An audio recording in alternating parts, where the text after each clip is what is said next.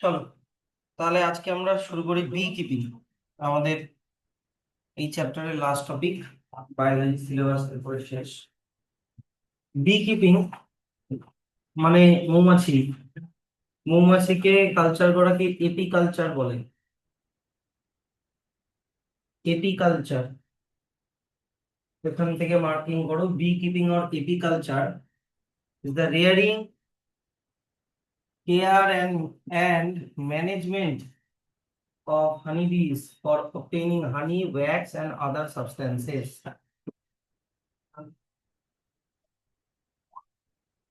এবার হানির medical value কি কি, এখান থেকে মার্ক করো। হানির মেডিকেল ভ্যালু কি কি? মেডিকেল ভ্যালু, হানিকে ইউজ করা যেতে পারে ডিসঅর্ডার রিলেটেড টু ডাইজেশন, হজমের কোনো প্রবলেম হচ্ছে, ডিসেন্ট্রি পায়খানা, vomiting, stomach or liver elements, stomach বা লিভারের কোনো রকমের সমস্যা। হানি হচ্ছে একটা খুব ভালো ব্লাড পিউরিফায়ার। তারপরে কফের জন্য খুব ভালো, cure against cough, cold sore throat গলা ফুলে যাওয়া, আলসার অফ টাং জিভে ঘা হওয়া, ulcer of stomach and intestine স্টমাকে আর ইন্টেস্টাইনে ঘা হওয়া, এগুলোর জন্য হানি খুব ভালো।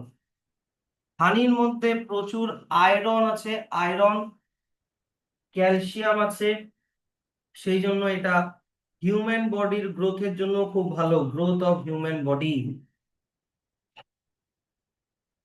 হানির মধ্যে হানির মধ্যে সুগার আছে, সেই জন্য হানিকে ইউজ করা যায় কনফেকশনারি আইটেম, মিষ্টির জিনিস বানানোর জন্য। সুইটস কে কনফেকশনারি আইটেম বলে, যেমন পেস্ট্রি, কেক এটসেট্রা।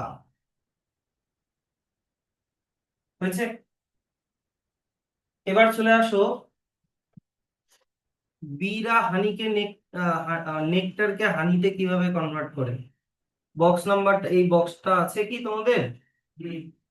তাহলে এইখানে আগে তোমাদেরকে জানতে হবে হানি বিয়ের একটা একটু আইডিয়াটা লাগবে তোমাদের।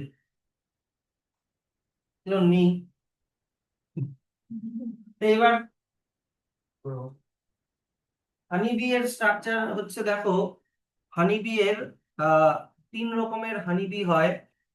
তোমার হচ্ছে মেল হানিবিকে বলে ড্রোন, মেল হানিবিকে বলে ড্রোন, ওয়ার্কার হানিবি থাকে, এরা ফিমেল হয়, আর কুইন হানিবি থাকে, এরাও ফিমেল হয়।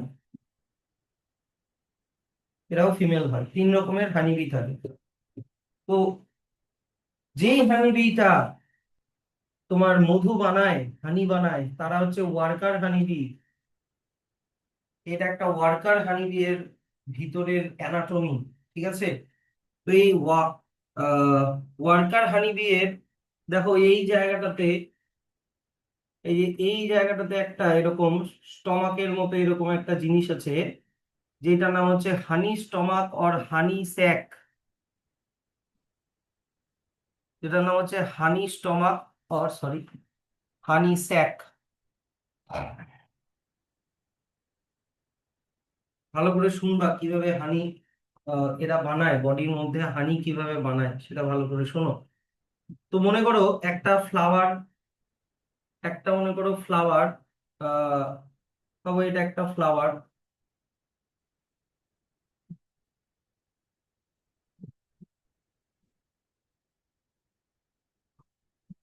তো ফ্লাওয়ারের একদম ভিতরের দিকে একটা সুইট টেস্টি একটা জুস তৈরি হয় এই হানিবিকে অ্যাট্রাক্ট করার জন্য, যাতে ওরা পলিনেশন করে, যেটার নাম হচ্ছে নেকটার। যেটার নাম হচ্ছে নেকটার, ঠিক আছে? তো নেকটারটাকে ওরা খায়। নেকটারটাকে খাওয়ার পরে এই নেকটারটা চলে যায়, এই নেকটারটা চলে যায় ওদের হানি স্যাকের মধ্যে, নেকটারটা চলে যায়, ঠিক আছে?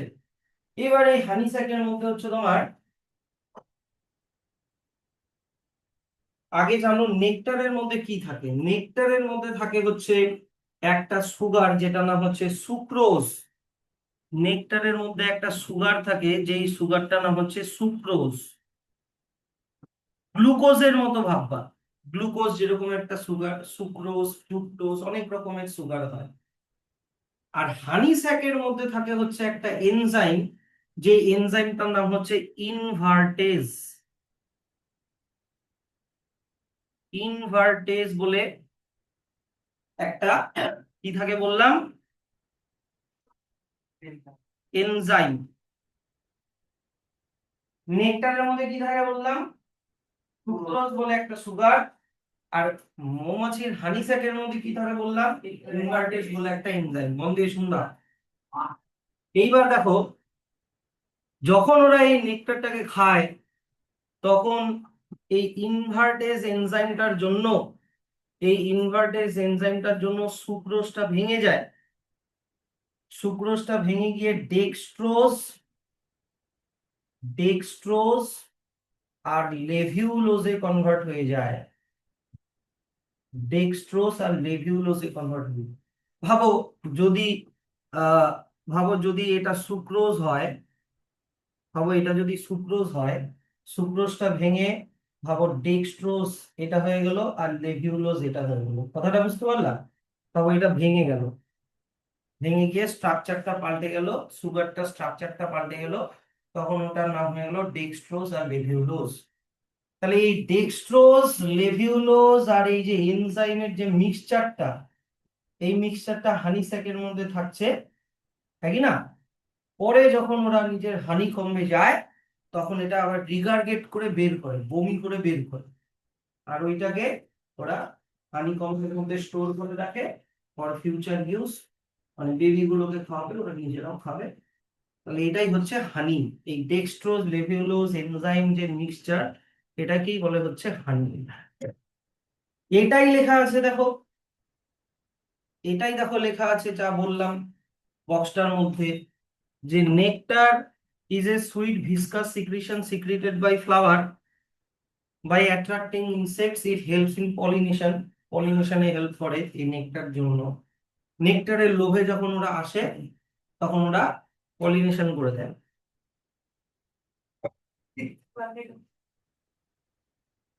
কি করবো, আমার হাতই ব্যথা হয়ে যায় দেখতে মাঠে। খুব খেলতে হবে না, কোথায় গেলে আমি খবর পাই স্টেডিয়ামে চলে আসলাম। খেলাধুলা রেজিস্ট্রেশন, রেজিস্ট্রেশন।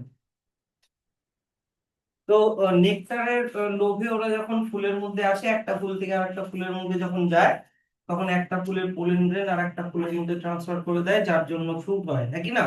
এগুলো ছোটবেলায় পড়েছো, যাকে কি বলে পলিনেশন। তো এই নেকটারটা কোথায় চলে যায় বলেছিলাম, হানি স্যাকের মধ্যে চলে যায়। তখন লেখা আছে when the bee sucks the nectar from the flower it passes this nectar to its honey sac where it is gets mixed with some acid secretion. এবার হানি স্যাকের, আচ্ছা নেকটারের মধ্যে কোন সুগার থাকে বললাম, সুক্রোজ।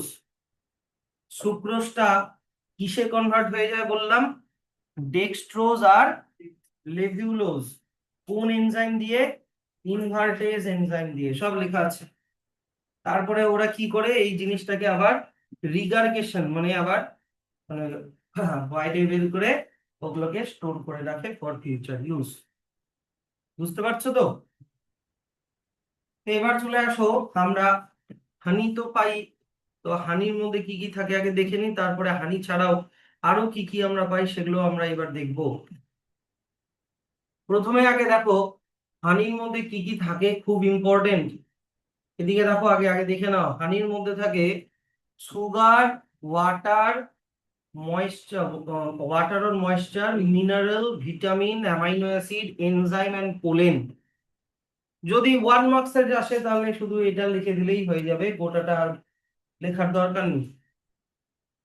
কিন্তু তোমাকে যদি বলে পার্টিকুলার কোন সুগার থাকে, পার্টিকুলার কোন মিনারেল থাকে, পার্টিকুলার কোন ভিটামিন থাকে, তাহলে আবার মুশকিল, তাই কি না? এখনই দেখলাম না কি কি থাকে, সুগার থাকে, মিনারেল থাকে, ভিটামিন থাকে, কিন্তু যদি বলে পার্টিকুলার কোন সুগার থাকে, তাহলে এখনই বললাম কোন কোন সুগার হবে। দেখো, লেভিউলোজ হবে, ডেক্সট্রোজ হবে, সুক্রোজ হবে, ডেক্সট্রিন হবে, এগুলো এগুলো সুগার। কোন কোন মিনারেল থাকে?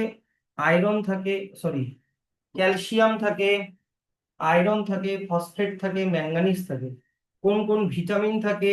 প্যান্থোনোইক অ্যাসিড থাকে, বায়োটিন থাকে, পাইরিডক্সিন থাকে, কোলিন থাকে, অ্যাসকর্বিক অ্যাসিড থাকে, থায়ামিন থাকে, রাইবোফ্লাভিন থাকে, নিয়াসিন থাকে।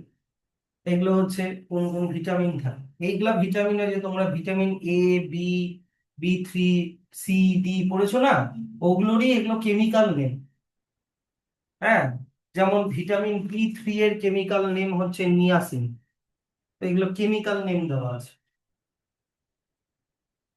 তারপরে চলে আসো, আহ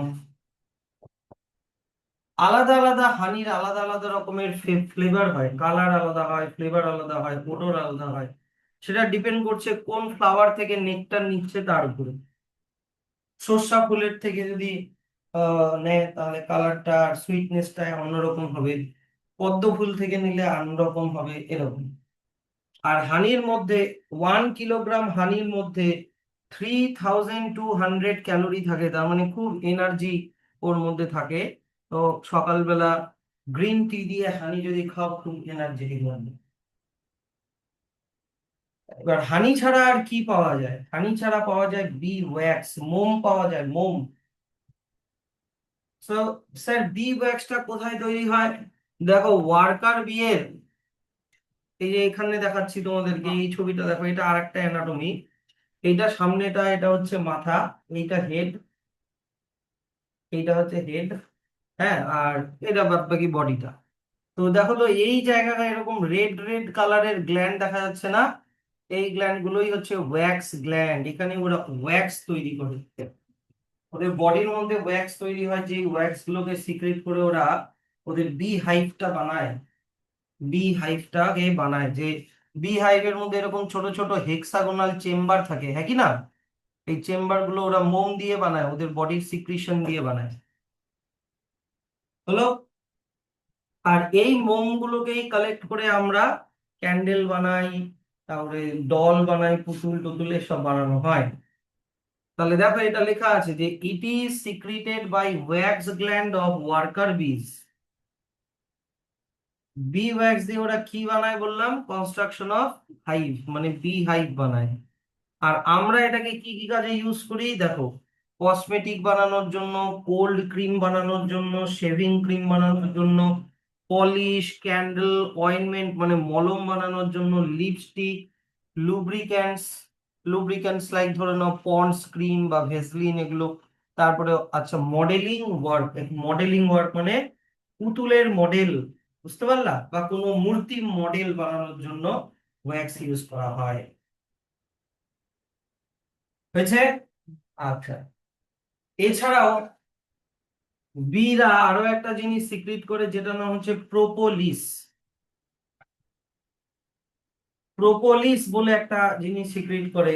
এবার যদি মনে করো, ধরে নাও এটা একটা হানি, এটা মনে করো হানি কম, তবে এগুলো হচ্ছে হানি কম।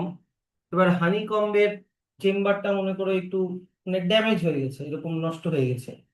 হানি কম্বের ওয়ালটা মনে করো একটু ভেঙে গেছে। তো প্রোপোলিস দিয়ে ওরা ওটাকে রিপেয়ার করে, প্রোপোলিস দিয়ে এরকম করে সেলাই করে দেয়, সেলাই, ফাস্টেনিং করে দেয়। তো প্রোপোলিস দিয়ে ওরা কি করে? Propolis and balms are other collection of bee from plants, these substances are used in repairing and fastening of comb। মানে কম যদি ড্যামেজ হয়ে যায়, ওটাকে রিপেয়ার করে, আর ফাস্টেনিং মানে সেলাই করার মতো করে করে দেয়। আচ্ছা, এবার থাকে, দেখো পয়জন। পয়জন মানে, চলে আসো এইখানে, দেখো তোমার হানি, হানিবি এর, বিশেষ করে ওয়ার্কার হানিবি এর আমাদেরকে স্টিং করে, হ্যাঁ কি না?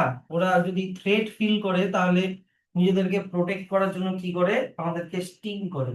তো যে স্টিংটা থেকে একটা টক্সিন সিক্রিট হয়, টক্সিনটা এই গ্ল্যান্ডের মধ্যে স্টোর থাকে, এটাকে স্টিঙ্গার অ্যাপারেটাস বা টক্সিন গ্ল্যান্ড বলে। এই গ্ল্যান্ডের মানে এই টক্সিনটা দিয়েও অনেক ওষুধ বানানো যায়। গা ব্যথার ওষুধ এরকম বানানো যায়।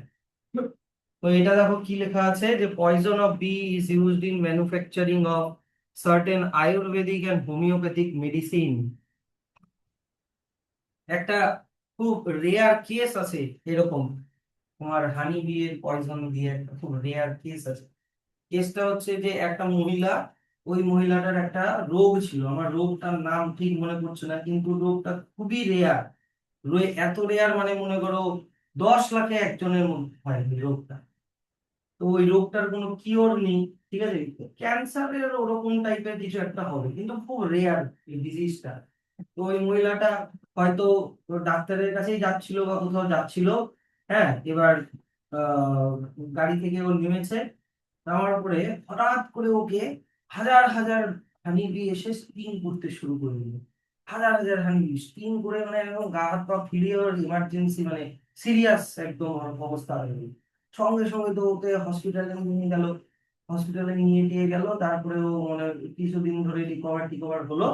তারপরে ওর যে রেয়ার ডিজিজটা ছিল ওটার চেক আপের জন্য ও ডাক্তারের কাছে গেল, যে ডাক্তারকে দেখায়।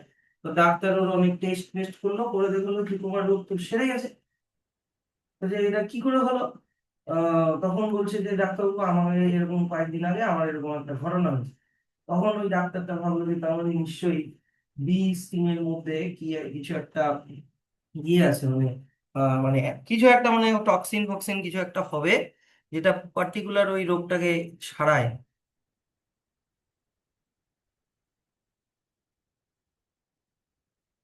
দে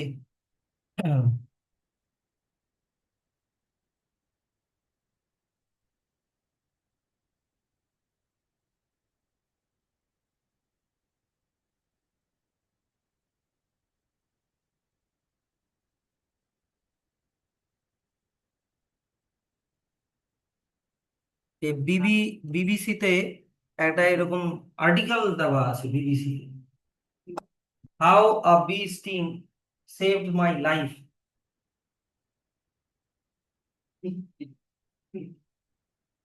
Ellie Lovell was ready to die. She was attacked by bees.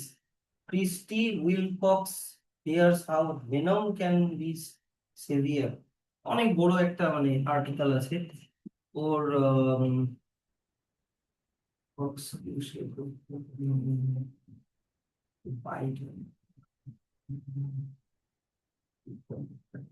ও আচ্ছা আচ্ছা। আম, ওর মধ্যে কি টিক্স ঢুকে গেছিল। টিক্স টিক্স মানে এক ধরনের পোকা, যেটার জন্য লাইম ডিজিজ বলে একটা ডিজিজ। আর বি স্টিং করাতে ওই মানে মাইটস গুলো সব মরে যায়। ও মরে যেত আর কি, কিন্তু ভগবান ওকে বাঁচাইছে।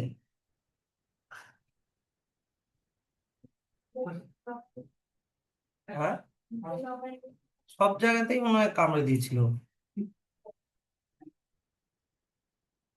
এই মহিলাটা হবে হয়তো, এই এই মহিলাটাই হবে, হ্যাঁ। এলি লবেল।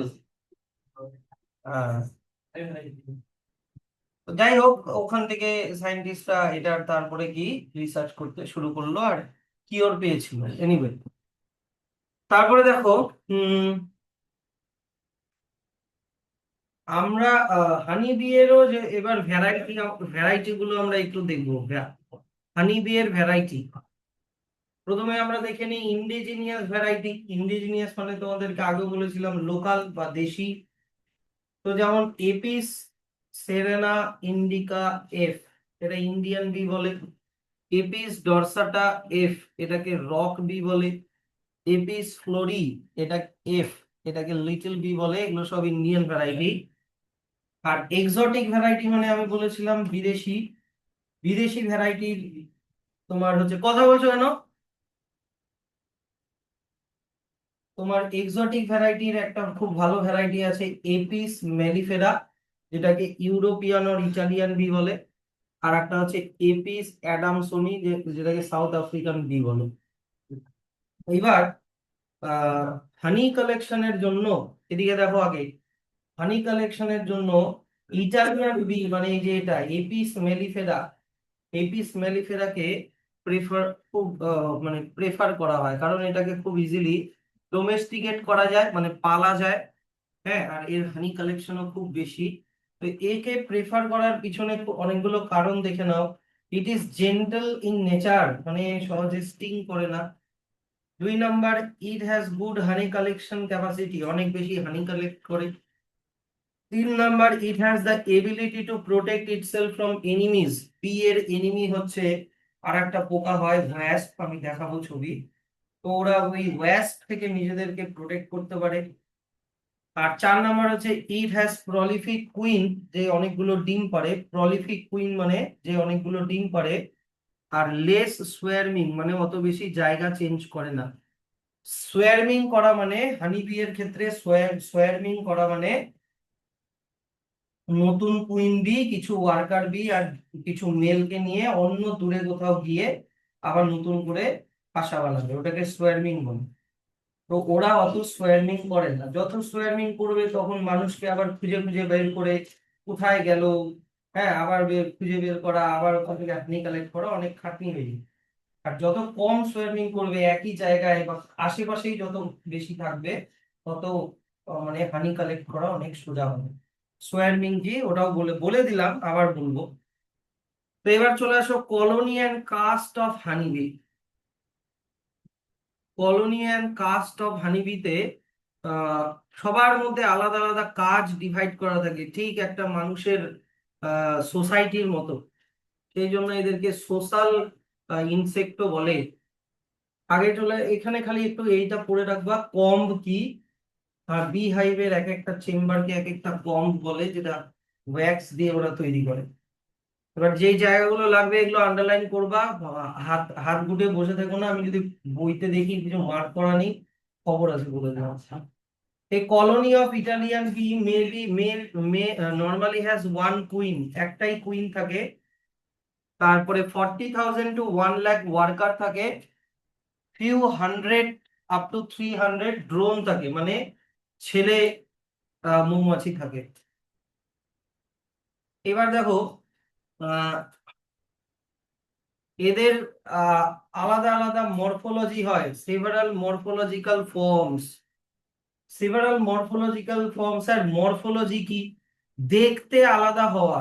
দেখা মানে বাইরের থেকে দেখা যেটা দেখা যাচ্ছে ওটাকে মরফোলজি বলে। যেমন এখানে দেখো সব থেকে বড় সাইজের হয় হচ্ছে কুইন বি, তারপরে সেকেন্ড বিগেস্ট সাইজ হয় হচ্ছে ড্রোন, আর ওয়ার্কার বি হচ্ছে একটু ছোট সাইজের হয়।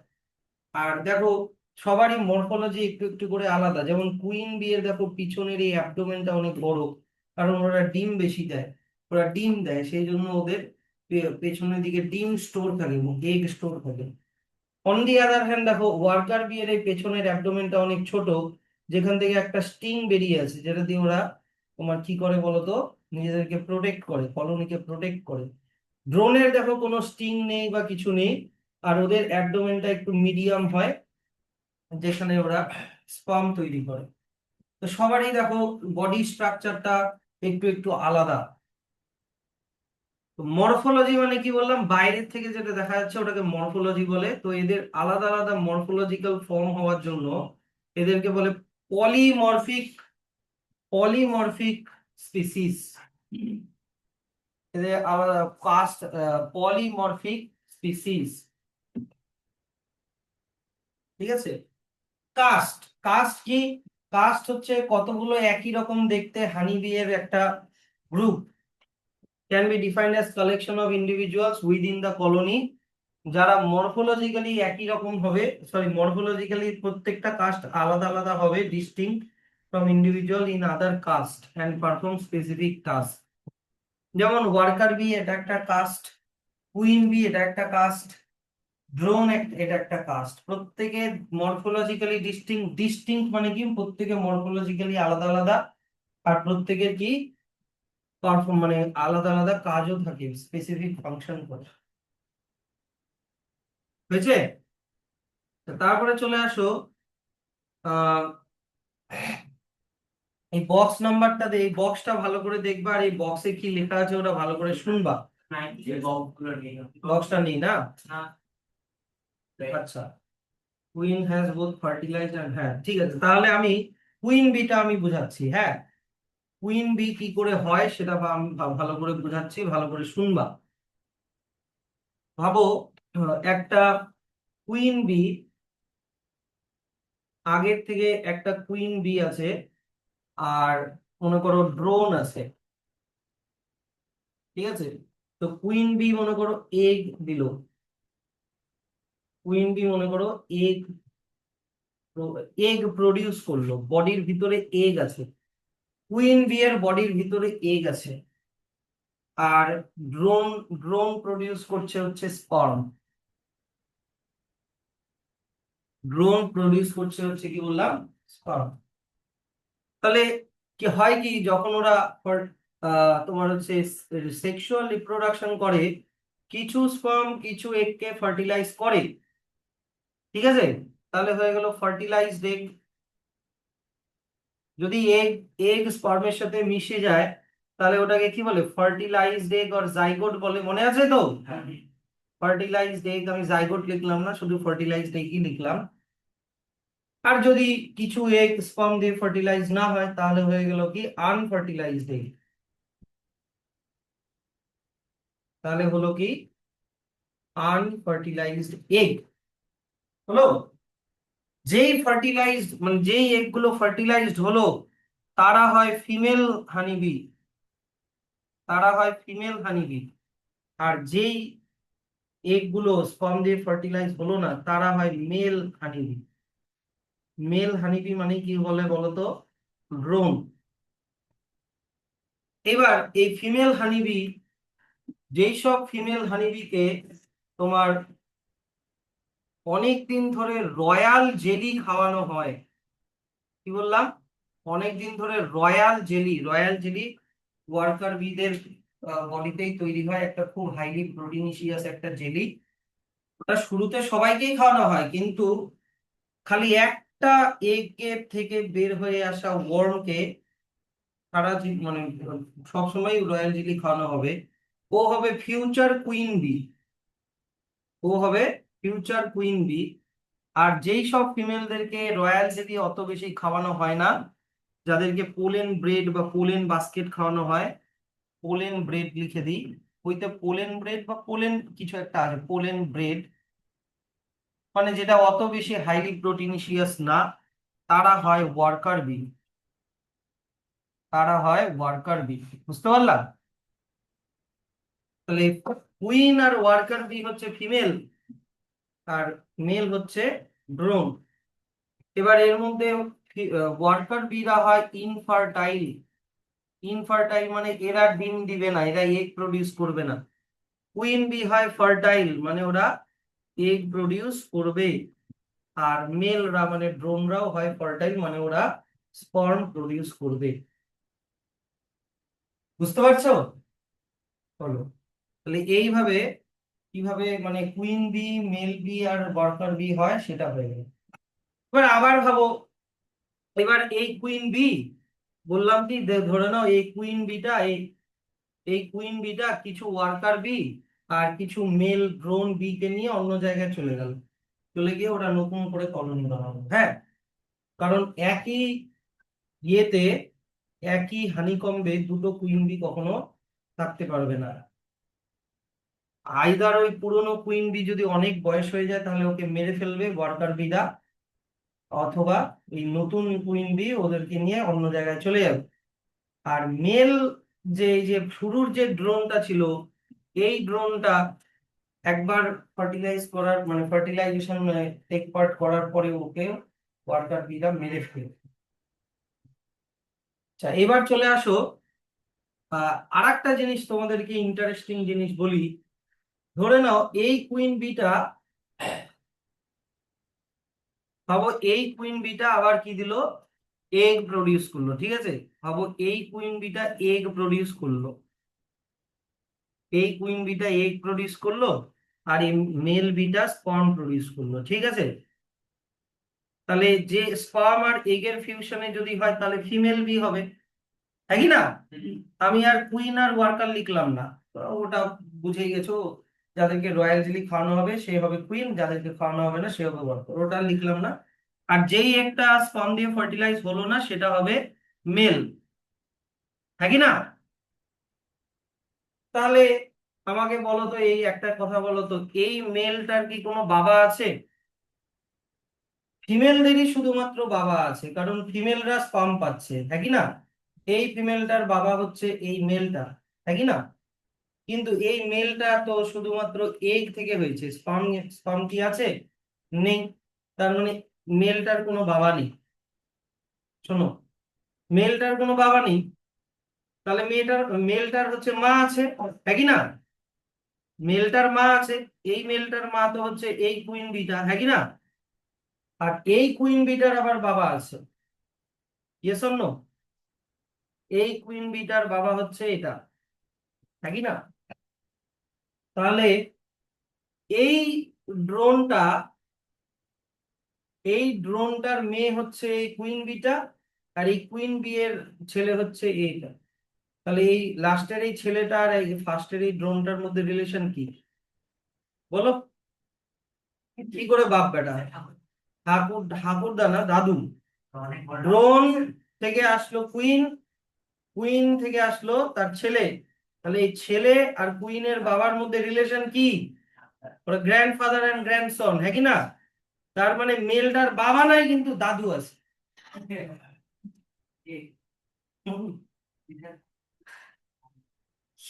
কি আজব কাণ্ড না? হুম। তাহলে এবার চলে আসো, এনিওয়ে, আমি তোমাদেরকে কি বুঝালাম, মানে ওটা না, ওটা ওটা তো মজার জন্য বললাম, ওটা ওটা বড় হলে ক্লাস 12-এ আছে বায়োলজিতে, sex determination in honeybee, class 12-এ আছে। ওখানে ওটা লেখা আছে যে male bee have no father but have grandfather. তারপরে চলে আসো তো, কুইন বি, একটা কলোনিতে একটাই কুইন বি থাকে, দেখবা ভালো করে এগুলো আন্ডারলাইন করবা, যে the queen as the mother of the colony is responsible for laying eggs. ও শুধু ডিম পাড়ে আর কোনো কাজ করে না। দেখো এবার, শি লেজ up to 2000 eggs every day of it season. ধরো নাও, সিজন মনে করো 2 সপ্তাহ ধরে সিজন চলছে ওদের, তাহলে 2 সপ্তাহ ধরে ওরা প্রতিদিন 2000টা করে ডিম দিবে। তো যদি, দেখো আমাকে বলো, যদি স্পার্ম আর ও এগ যদি ফার্টিলাইজড হয়, মানে স্পার্মের হ্যাপ্লয়েড সেল আর ওভামের হ্যাপ্লয়েড সেল মিলে ডিপ্লয়েড যদি হয়ে যায়, তাহলে ওটা কি হয়ে যাবে? ওটা হয়ে যাবে হচ্ছে ফিমেল এগ, ইয়ে হয়ে যাবে, তাই কি না? আর যদি আনফার্টিলাইজড এগ হয়, তাহলে ওটা হয়ে যাবে ভ্রূণ। তো দেখো এখানে লেখা আছে সব, যে queen lays both fertilised and unfertilized egg, queen and worker emerges from the fertilized egg, ফিমেলরা, কিন্তু drone comes out from unfertilized egg, ছেলেরা। হলো? কুইন আর লার্জার, কুইনরা সাইজে অনেক বড় হয়, দে মেট, মানে ওরা রিপ্রোডাকশন করে, লে এগস, ডিম দেয়, it proteinaceous food and often do not forage or defend the colony. ওরা ফোরেজ করা মানে কি? তোমার হচ্ছে ঘুরে ঘুরে মধু কালেক্ট করা ওরা করে না, আর কলোনিতেও কোনো ডিফেন্ড করে না, ওরা শুধু খায় আর ডিম দেয়। তারপরে চলে আসা হচ্ছে ড্রোন। ড্রোন ড্রোন হচ্ছে হ্যাপ্লয়েড হবে অবশ্যই, ডিপ্লয়েড তো হবে না, কারণ একটা ড্রোন কি থেকে তৈরি হচ্ছে? শুধুমাত্র এগ থেকে তৈরি হচ্ছে, আর এগ হয় হ্যাপ্লয়েড, তাই ড্রোনরাও হয় হ্যাপ্লয়েড। যদি হ্যাপ্লয়েড এগ আর হ্যাপ্লয়েড স্পার্ম আসে, তাহলে ওটা হতো ডিপ্লয়েড, যেটা ফিমেলরা। তো হ্যাপ্লয়েড ফার্টাইল মেল, তো drone are larger in size than worker and are quite noisy, খুব আওয়াজ করে, এদের ডানা ঝাপটানোর আওয়াজ খুব বেশি। They are unable to gather food, ওরা কোনো ফুড কালেক্ট করে না, বাট ইট ভিগোরাসলি, কিন্তু খায় খুব। ড্রোনস আর স্টিংলেস, মানে ওরা কোনো ডিফেন্ডও করে না, and their main role is to mate with the queen, কুইনের সাথে রিপ্রোডাকশন করা, and remain in the colony to sleep and eat honey. বুঝতে পারলা? Since their role is only in breeding season, therefore they are made to leave the hive to save honey from them. Either ওদেরকে তাড়িয়ে দেওয়া হয়, না হলে ওদেরকে মেরে ফেলা হয়। হলো। তারপরে চলে আসে হচ্ছে ওয়ার্কার। ওয়ার্কারও কিন্তু ডিপ্লয়েড, হ্যাঁ কি না? কারণ ও স্পার্ম আর ওভাম থেকে বেরোচ্ছে, দুটার ফিউশনে বেরোচ্ছে। আর ওরা কিন্তু স্টেরাইল হয়। স্টেরাইল মানে ওরা ডিম পারতে পারে না, ক্যান নট রিপ্রোডিউস। তারপরে ওয়ার্কার হচ্ছে স্মলেস্ট, সব থেকে ছোট সাইজের, আফটার কুইন এন্ড ড্রোন। আর এদের সব সমস্ত অলমোস্ট অল রেসপন্সিবিলিটিস এরাই ইয়ে করে, তোমার হচ্ছে পালন করে। তো এই ওয়ার্কার বি এর অনেকগুলো গ্ল্যান্ড থাকে, এইদিকে দেখো আগে, অনেকগুলো অর্গ্যান থাকে। কি কি? হাইপোফ্যারিঞ্জিয়াল গ্ল্যান্ড, যেটা দিয়ে বি মিল্ক বেরোয়। হাইপোফাইজিয়াল গ্ল্যান্ড কোথায় থাকে একবার দেখিয়ে দিই তোমাদেরকে, এদিকে দেখো।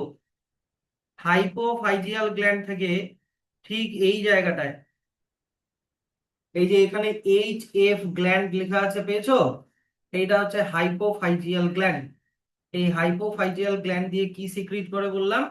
বি মিল্ক, যেটা ওরা মানে নার্সিং এর জন্য, মানে বাচ্চাদেরকে খাওয়ানোর জন্য ইউজ করে। ওয়্যাক্স গ্ল্যান্ড কোথায় থাকে মনে আছে? ওয়্যাক্স গ্ল্যান্ড কোথায় থাকে? তারপরে হানি স্যাক কোথায় থাকে মনে আছে? যেখানে নেকটারটা হানিতে কনভার্ট হয়, মনে আছে তো? আর পেছন দিকে থাকবে হচ্ছে তোমার, কোথায় গেল, মানে এই পয়জন গ্ল্যান্ডটা, যেখান থেকে স্টিং এর যে পয়জনটা ওটা তৈরি হয়। তাহলে এগুলো এখন দেখে নাও, এই গ্ল্যান্ড গুলো আবার একটু লাগতে পারে। কি বললাম? যে ওদের মধ্যে একটা বললাম হাইপোফাইজিয়াল গ্ল্যান্ড, যেখান থেকে বি মিল্ক তৈরি হয়। তারপরে ওয়্যাক্স গ্ল্যান্ড, যেখান থেকে কি ওয়্যাক্স তৈরি হয়, যেখান দিয়ে ওরা, যেটা দিয়ে ওরা কম্ব বানায়।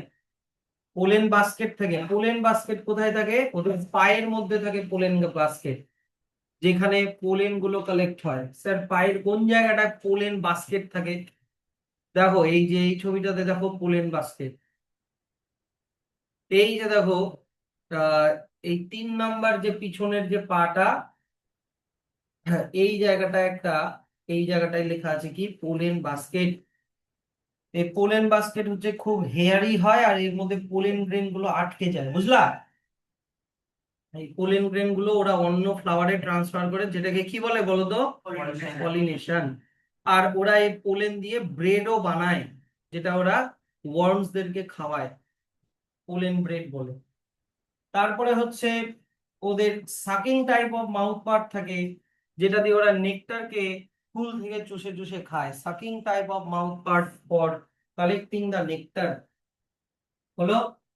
তারপরে ওদের কি, ওদের হানি স্যাক থাকে, যেখানে কোন এনজাইম তৈরি হয় একটু আগে শিখালাম, ইনভার্টেজ, যেটা দিয়ে ওরা নেকটারকে হানিতে কনভার্ট করে। তারপরে অ্যাবডোমেন মানে পেটের পিছন দিকে ওদের স্টিং থাকে, যেটা দিয়ে ওরা নিজেদের কলোনিকে প্রোটেক্ট করে।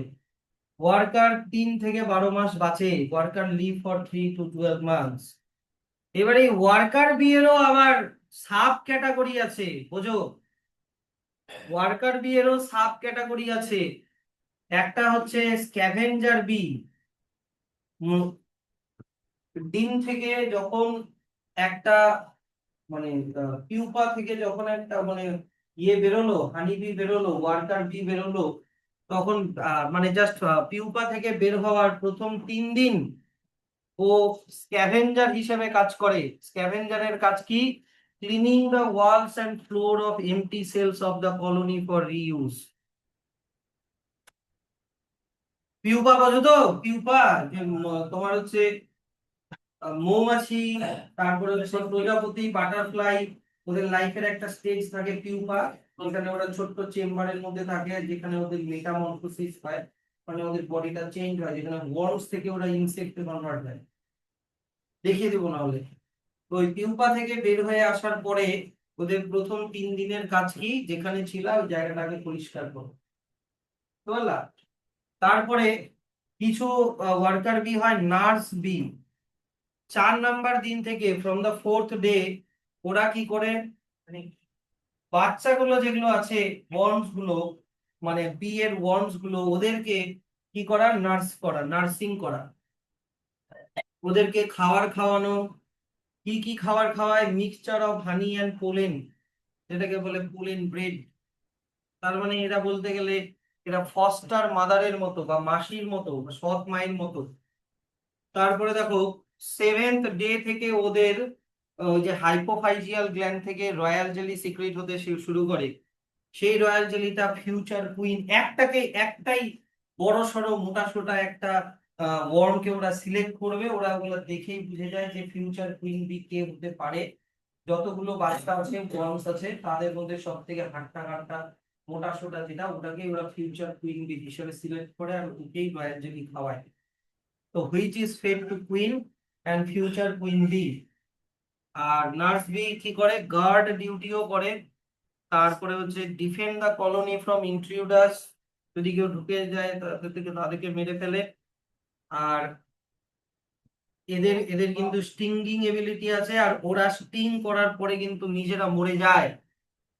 ওরা যখন কাউকে স্টিং করে, যাকে স্টিং করলো তারও সাফারিং হবে আর ও নিজেও মরে যাবে। কেন স্যার?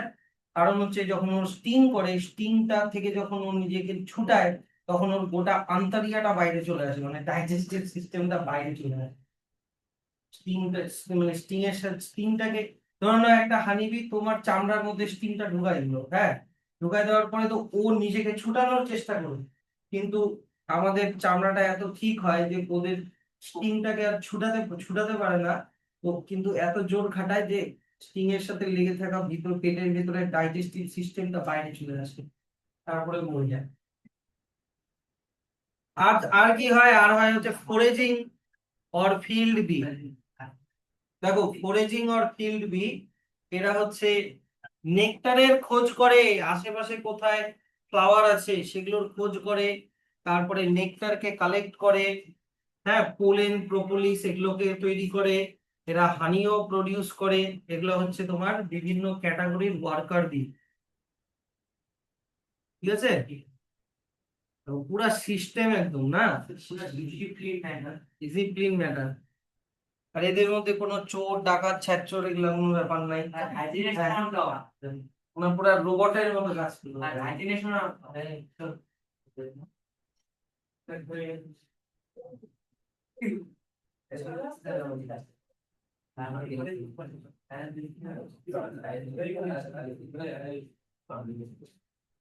আচ্ছা, এবার চলে আসো management for high yield of হানি।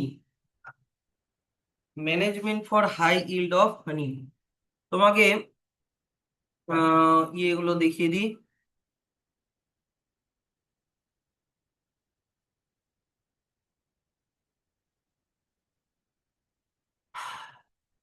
দেখো, 1 নম্বর পয়েন্ট কি লেখা আছে? Pasturage or crop or flora. Pasturage or crop or Flora.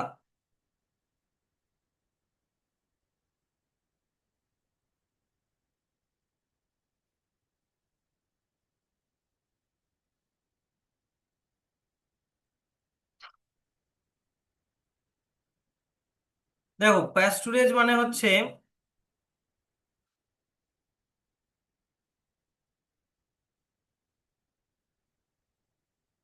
আহ এটা একটা ভালো ছবি। এই ছবিটা দেখে একটা কি আইডিয়া পাচ্ছো যে যেখানে এপিকালচারের সেট আপটা বসানো হবে, এপিকালচারের সেট আপটা যেখানে করা হবে, আশেপাশে অনেক ফ্লাওয়ারের গাছ থাকতে হবে। তাকে বলে প্যাস্টুরেজ, ফ্লাওয়ারের গাছ। সেটা এখন তোমার আম বাগান হতে পারে, আমের মুকুল যখন হবে তখন ওরা ওখান থেকে হানি কালেক্ট করবে। সেটা এখন সর্ষা ফুলের ক্ষেত হতে পারে, মাস্টার্ড, সেখান থেকে ওরা করবে। কথাটা বুঝতে পারছো তো? প্যাস্টুরেজ মানে হচ্ছে কি, মোট কথা, নেকটারের সোর্স, মানে ফ্লাওয়ার থাকবে আশেপাশে। তো এমন জায়গায় তোমাকে এপিআরিটা সেট করতে হবে। এপিআরি মানে এপিকালচারের সেটআপকে এপিআরি বলে। দেখো এখানে লেখা আছে এপিআরি ডেফিনেশন, যে an apiary is a place where beehives are kept to get honey and other products of bee। তো এটার জন্য মাথায় রাখতে হবে কি, প্যাস্টুরেজ ভালো থাকতে হবে। সব থেকে কোন কোন গাছ থাকলে ভালো হয় আশেপাশে, দুই একটা পড়ে রেখো, যেমন ম্যাঙ্গো, কোকোনাট, আমন্ড এগুলা থাকলে খুব ভালো হয়। সানফ্লাওয়ার তো আরো ভালো, সানফ্লাওয়ারও খুব ভালো, সানফ্লাওয়ারের হানি খুব ভালো হয়। আচ্ছা, তারপরে দেখো বি হাইভ। দেখো বি হাইভ, মানুষ বি হাইভ বানিয়ে দেয় তোদের, হ্যাঁ। দুই রকমের বি হাইভ, সরি, তিন রকমের বি হাইভ আছে। ল্যাংস্ট্রথ, তারপর হচ্ছে নিউটন, আর হচ্ছে জিও জিওলিকোট। তো ল্যাংস্ট্রথ বি হাইভটাকে একটু দেখবা, ল্যাংস্ট্রথ বি হাইভটাকে একটু দেখবা। আর ওটার জন্য এই পিকচারটা দেখবা, তোমরা বুকের এই পিকচারটা দেখবা। আচ্ছা, এত কথা বলছো কেন গো? একটা কথাও বলো না, আমার ডিস্ট্রাক্ট হয়। ল্যাংস্ট্রথ,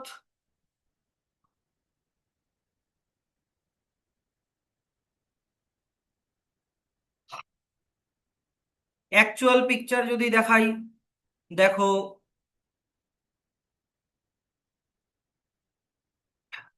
এই যে দেখো, এটা হচ্ছে একটা ল্যাংস্ট্রথ বি হাইভের একটা ডায়াগ্রাম। তো দেখতে পাচ্ছি যে এটা একটা বেসের উপরে দাঁড় করানো থাকে, নিচে একটা বেস আছে, একটু মাটির থেকে একটু হাইটে যাতে থাকে। আর কাঠ দিয়ে তৈরি, উড দিয়ে তৈরি বিভিন্ন রকমের চেম্বার। সেই চেম্বারের ভিতরে আবার দেখো এখানে নেট রাখা আছে, হ্যাঁ কি না? এই নেট গুলো ধরে নাও ওরা মানে ওয়্যাক্স গুলোকে এখানে কালেক্ট করবে। এক একটা চেম্বারকে ওরা এক এক রকম ভাবে ইউজ করে, কোনো চেম্বারকে নার্সিং এর জন্য ইউজ করলো, কোনো চেম্বারকে ওরা হানি স্টোর করার জন্য ইউজ করলো। বুঝতে পারছো কথাটা? এই চেম্বার গুলো মানুষই বানিয়ে দেয়, ওরা খালি এসে মানে ওয়্যাক্স দিয়ে কম গুলোকে বানায়। আর এখানে নিজেদের কাজগুলো করে, ডিম ডিম পাড়ে, তারপরে নার্চারিং করে, যা করার করে। এটা হচ্ছে তোমার ল্যাংস্ট্রথ চেম্বার, বা যে কোনো একটা হানি বিয়ের একটা এরকম। তো তারপরে যখন হানিগুলোকে যখন কালেক্ট করবে, কিভাবে কালেক্ট করে দেখো, এই ল্যাংস্ট্রথ চেম্বার থেকে কিভাবে হানি কালেক্ট করে, এই যে এইভাবে হানি কালেক্ট করে।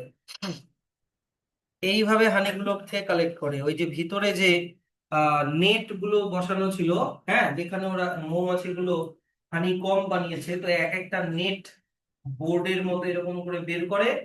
তারপরে হচ্ছে হানিগুলোকে জেন্টলি এখান থেকে ছুটায়, ছুটিয়ে ওগুলো থেকে হানিগুলোকে কালেক্ট করে এটাকে পরিষ্কার করে আবার ওর মধ্যে ঢুকিয়ে দেয়। বুঝলা? এগুলা কোন মৌমাছি? এগুলা হচ্ছে, দেখো হাত খালি হাতে ধরছে অথচ কাটছে না, ইটালিয়ান বি, এটিস ম্যালিফেরা, এরা খুব জেন্টল হয়।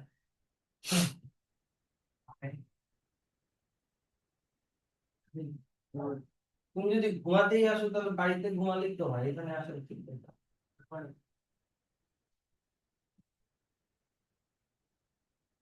তাহলে দেখো হচ্ছে, কি বললাম যে তোমাকে হাইভ বানিয়ে দিতে হবে। এগুলো স্ট্রাকচার অত পড়তে টড়তে যেও না, হ্যাঁ। মানে এমনি জাস্ট রিডিং টিডিং পড়ে রেখো, যে বি হাইভ কিভাবে, এমনি জাস্ট এইটুকুনি পড়ে রেখো। দেখো এটা বল লেখা আছে যে it is a box raised over a stand. The box has wire gauze covered brood chamber for egg laying. Brood chamber ওরা ডিম পাড়ে, and multi-frame honey chamber for honey collection as honey reserve. Each beehive is of 46 by 23 সেন্টিমিটারের এক একটা size. এবার চলে আসো এপিআরি location. তুমি যে এপিআরিটা সেট আপ করবা, কোথায় সেট আপ করবা? হাই রোডের পাশে, নাকি টাউনের মাঝখানে, নাকি একটা গ্রামে বেশ সুন্দর শান্তশিষ্ট জায়গা? অবশ্যই তাই না, একটু ভিলেজ এরিয়াতে, একটু যেখানে ডিস্টারবেন্স কম, ওখানে বানাতে হবে এপিআরি। হাই রোডের পাশে বা তুমি তো টাউনের মাঝখানে একটা এপিআরি বানাই দিলা, ওরা আশেপাশে না আছে কোনো পাস্টুরেজ, না আছে মানে শান্তি, ওরা হানি প্রোডাকশন অত বেশি হবে না। তো এগুলো জিনিস একটু ভালোভাবে মাথায়, একটু এগুলো রিডিং করলে নিজেরাই পারবা, যদিও অত আসে না। গোড়াটা এমনি রিডিং করে রেখো, যে লেখা আছে যে beehive is a desirable location in such a systematic way which allow maximum nectar and pollen collection, যেখান থেকে সব থেকে বেশি ওরা নেকটার আর পোলেন পাবে। আশেপাশে রিচ ভেজিটেশন আছে, মানে অনেক গাছপালা আছে, অনেক ফ্লাওয়ারিং প্ল্যান্টস আছে, তারপরে রিচ ফ্লোরা আছে। ফ্লোরা মানে গাছপালা, হ্যাঁ, তারপরে 1 থেকে 2 কিলোমিটার রেডিয়াসের মধ্যে থাকতে হবে এই গাছপালাকে। তো এপিয়ারিটাকে ইস্টের দিকে মুভ করে রাখলে খুব ভালো, তাহলে ভোরের মানে সকালের সানলাইটটা ওরা খুব ভালো পায়। ইস্ট ফেসিং হতে হবে।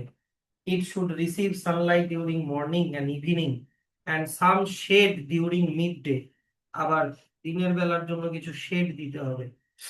তারপরে দেখো, water should be available nearby, আশেপাশে ওয়াটারের সোর্স থাকতে হবে, ছোটখাটো একটা পুকুর বা কিছু। And open space in front of hives entrance is also necessary, মানে বি হাইভের সামনের দিকটা খোলা রাখতে হবে যাতে করে ওরা সহজেই ঢুকতে আর বেরোতে পারবে। তারপরে চলে আসো হানি ফ্লো এন্ড সিজন। একটা মৌমাছির কলোনি সারা বছর ধরে হানি কালেক্ট করে না। এখান থেকে মার্কিং করো, the total time during which honey bee collect nectar and pollens is called honey flow period.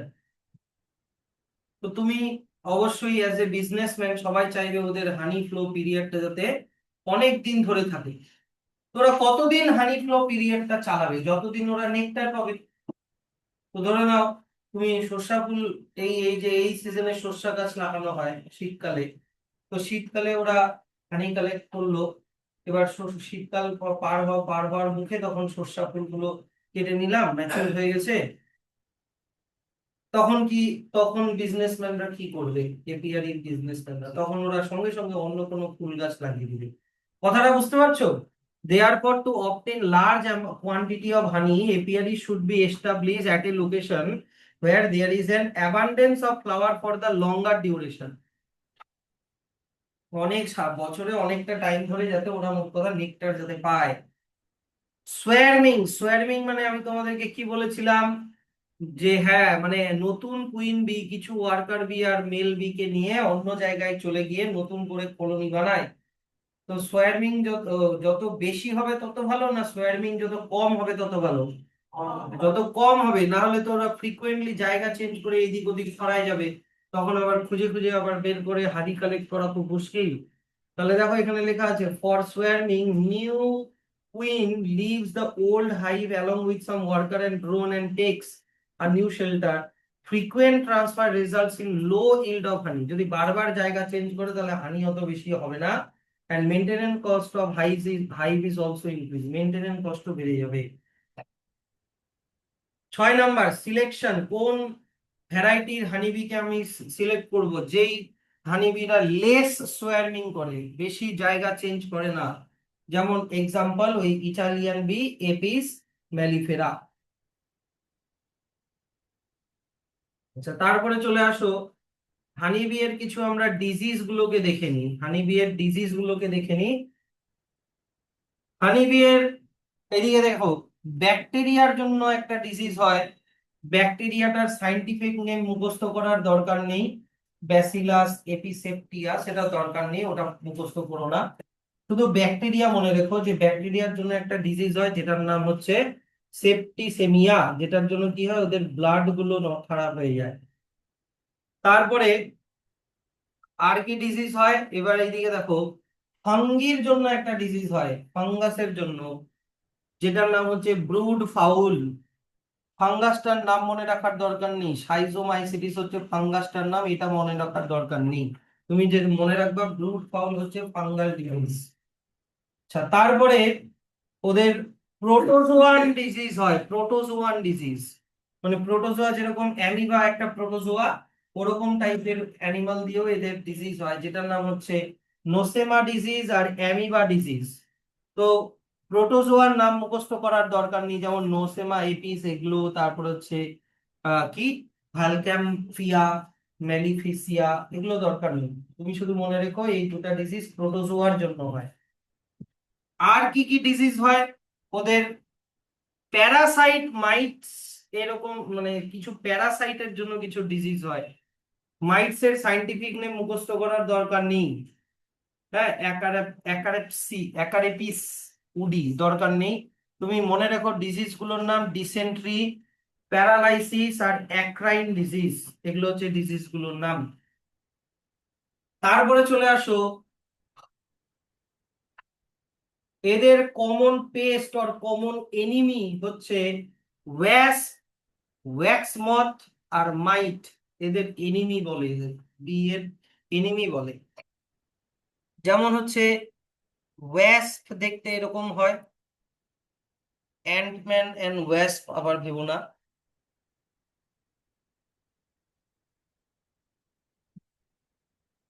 Wasp এই যে এগুলো, হ্যাঁ।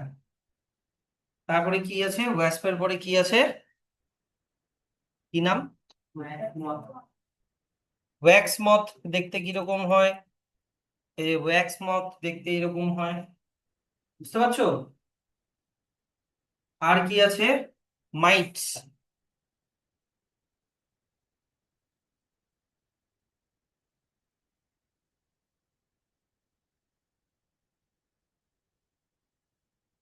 মাইটস, এখানে মাইটস কোনটা হবে, এই যে এগুলো হবে হচ্ছে তোমার মাইটস, মানে ছোট ছোট পোকা। এগুলো হচ্ছে হানিবি এর ইয়ে হয়, তোমার কি বলতো, নিমি হয় বা পেস্ট হয়। এবার তাহলে চলে আসো, আর কোনো ডিজিজ সেরকম লাগবে না, এখানেই তোমাদের এই চ্যাপ্টারটা শেষ হয়ে গেল।